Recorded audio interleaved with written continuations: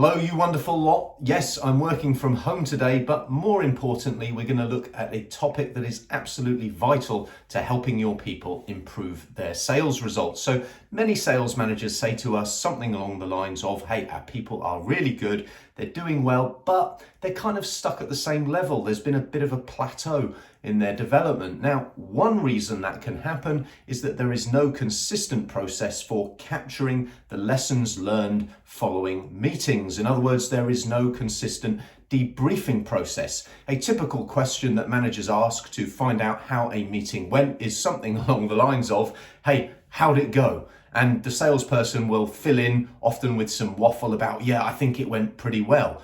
Now, of course, that is not a debriefing process. In accounting, in operations, within companies, there is typically a strict process that needs to be followed to ensure a desirable output. But for some reason in sales departments, this kind of, well, it was pretty good, let's wing it, every customer's different attitude pervades the culture.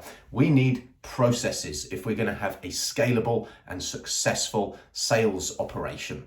So a debriefing process simply looks like a set series of questions that the sales manager is going to ask the salesperson every time they ask that salesperson how a meeting went. And the salesperson knows in advance what questions they were going to be asked. Now, it doesn't mean you have to debrief every single sales meeting, but it does mean that when you do, the salesperson is aware of what questions are going to be asked. They might be things like, hey, what was your upfront contract? In other words, your agreement at the start of the meeting about what would happen, what the purpose, the outcomes, and the decision at the end of the meeting might be.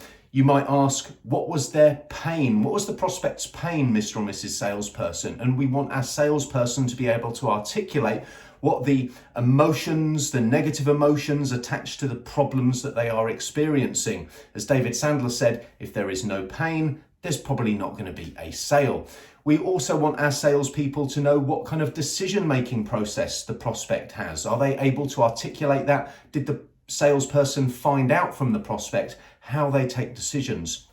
What was their budget? And of course, budget is not just financial. It can also mean what kind of time, what kind of resources do they have available to invest in a project if they like what they see at the end of the sales process during the presentation stage. And then lastly, the sales manager might want to make sure that the salesperson knows they're going to be asked about next steps. What next steps were agreed? And of course, we'll get back to you, or yeah, it's pretty good, we'll have a think about it, is not a clear next step. There needs to be a date and time in the diary for a next decision, a phone call, a meeting, something that is mutually understood on both sides. So make sure you have a debriefing process. Make sure you have a set series of questions that you're always going to ask.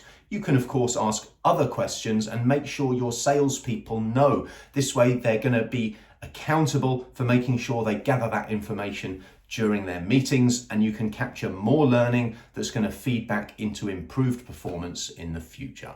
So that is an extract for Sandler Rule for sales leaders. Have a debriefing process.